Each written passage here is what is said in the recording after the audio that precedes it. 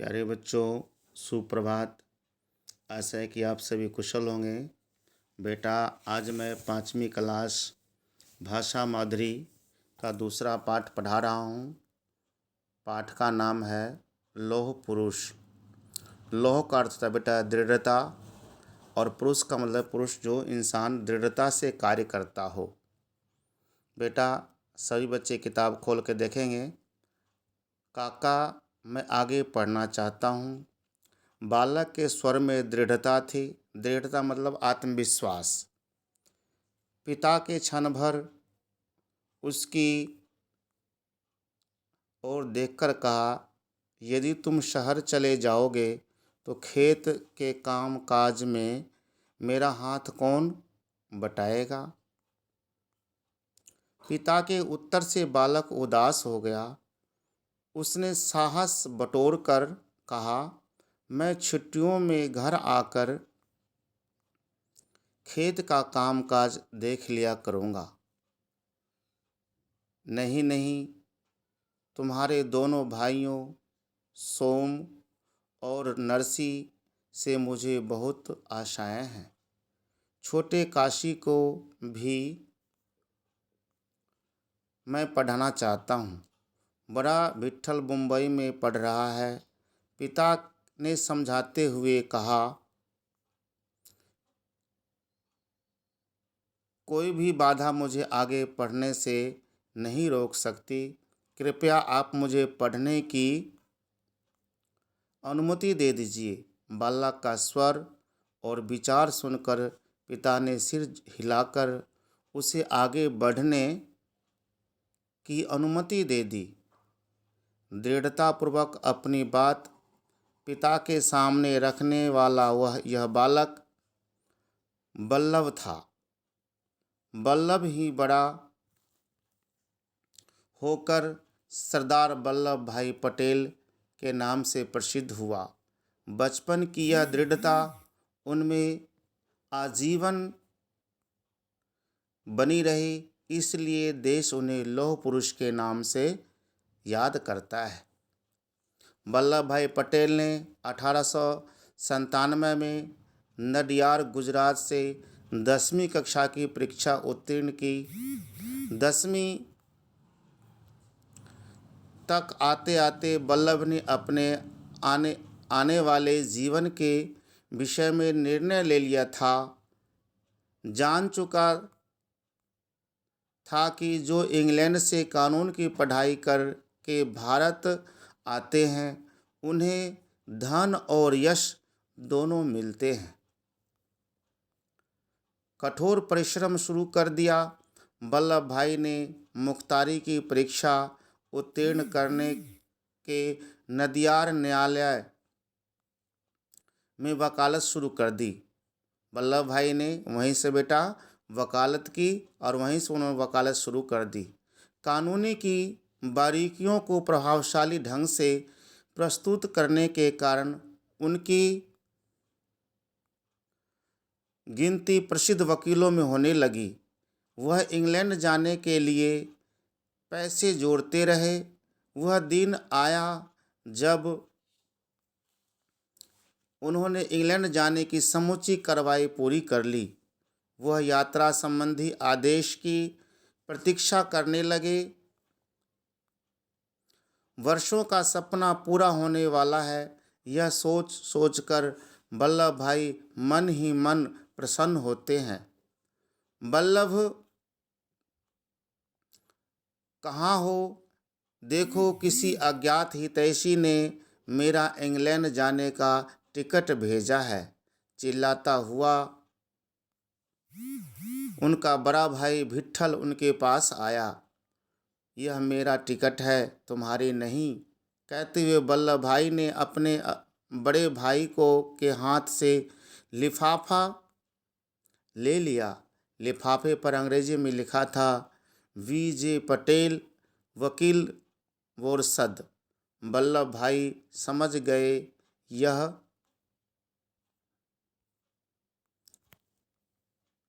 यह लिफाफा उनके भाई के पास कैसे पहुंचा।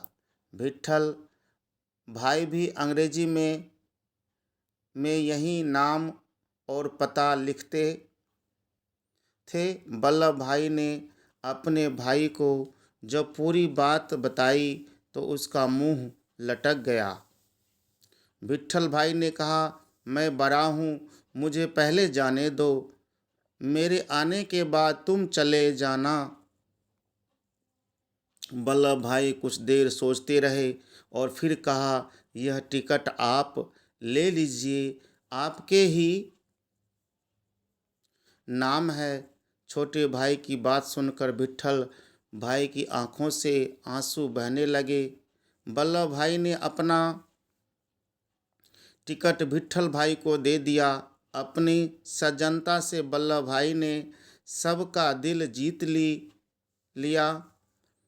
कुछ समय बाद वल्लभ भाई भी कानून की पढ़ाई के लिए इंग्लैंड गए। 1913 में वह पढ़ाई पूरी करने के बाद भारत लौट आए। उन्होंने अहमदाबाद में वकालत प्रारंभ की। थोड़े दिनों बाद ही उनको उनकी वकालत चमक उठी। वल्लभ भाई ने सुख सुविधाओं को भरपूर जीवन जीना प्रारंभ कर दिया। उन्हीं दिनों गांधी जी दक्षिण अफ्रीका से लौट आए थे। उन्होंने चंपारण बिहार में नील की खेती करने वाले किसानों पर होने वाले अत्याचारों के विरोध में सत्याग्रह प्रारंभ कर दिया। वल्लभ भाई गांधी जी के सत्य अहिंसा और के सिद्धांतों से बहुत प्रभावित हुए।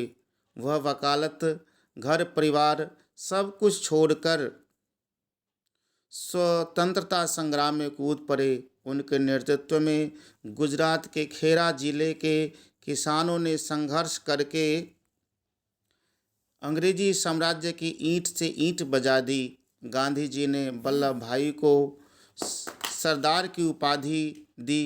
कुछ ही समय में सारा देश उन्हें सरदार पटेल के नाम से जानने लगा। बेटा देखिए कितने दृढ़ता के साथ, स्वाभिमान के साथ वल्लभ भाई ने अपने कार्यों करते हुए अंत में महात्मा गांधी जी के सिद्धांतों पर चल करके महात्मा गांधी ने उन्हें सरदार की उपाधि से विभूषित किया। प्यारे बच्चों, आगे देखिए क्या होता है। अपने त्याग, परिश्रम, दृढ़ता और संघर्ष से वे स्वतंत्रता संग्राम के मुख्य नेता बन गए तथा जवाहर लाल नेहरू, मौलाना आज़ाद और महात्मा गांधी के सबसे निकट सहयोगी माने जाने लगे। 1942 का वर्ष आ गया।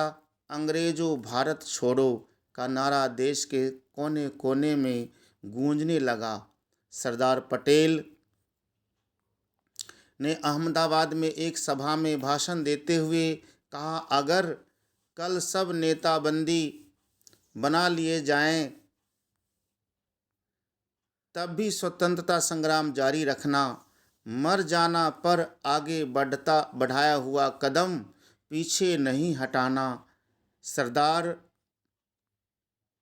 पटेल की इस ओजस्वी वाणी से प्रेरित होकर जनता ने अंग्रेजी शासन के विरुद्ध विद्रोह कर दिया। सरदार पटेल का जीवन त्याग और दृढ़ता की अद्भुत कहानी है। देश के अधिकांश राज्यों को कांग्रेस समितियां सरदार पटेल को स्वतंत्र भारत का प्रथम प्रधानमंत्री बनाना चाहती थी। गांधी जी जवाहरलाल नेहरू के पक्षधर थे। सरदार पटेल ने देश के हित में गांधी जी की बात मान ली और 15 अगस्त 1947 को देश स्वतंत्र हुआ। स्वतंत्रता के साथ साथ धर्म के नाम पर देश का बंटवारा हुआ। बंटवारे के साथ ही अंग्रेजों ने भारतीय रियासतों को भी स्वतंत्र कर दिया। इन रियासतों की संख्या 562 थी। इनमें से कुछ पाकिस्तान में विलय चाहती थी कुछ भारत में, तथा इस समस्या के समाधान की जिम्मेदारी सरदार पटेल को सौंपी गई। उन्होंने प्रेम, दृढ़ता और संकल्प शक्ति से उन रियासतों को भारत में विलय के लिए मना लिया। उनके प्रयासों और नए दृढ़ राष्ट्र का निर्माण हुआ। 15 दिसंबर 1950 को भारत माँ का यह सपूत चिर निद्रा में सो गया। उनकी महानता और लौह के सम्मान, दृढ़ता के लिए देश उन्हें याद करता रहेगा। प्यारे बच्चों, देखिए लौह पुरुष के जीवन से हमें दृढ़ता सीखनी चाहिए, और साथ में बेटे उन्होंने देश के लिए कितना अच्छा काम किया। अगर आज सरदार पटेल होते तो आज हमारे देश की जो कश्मीर की समस्या थी वो पहले ही समाधान हुई होती। तो सरदार पटेल ने बहुत सारे रियासतों को ख़त्म किया था और देश के लिए इतना अच्छा काम किया। हमारे राजनेता के रूप में, हमारे देशभक्त के रूप में, हमारे सामाजिक कार्यकर्ता के रूप में उन्होंने बहुत अच्छे काम किया। आज हमें इस पाठ से प्रेरणा लेना है कि हम भी जब कोई भी काम करें दृढ़ता से करें, और ऐसे एक समाज के अंदर ऐसे कार्य करें जो जाने के बाद भी हमारा नाम लोग लेते रहें, उनके पद चिन्हों पर चलते रहें।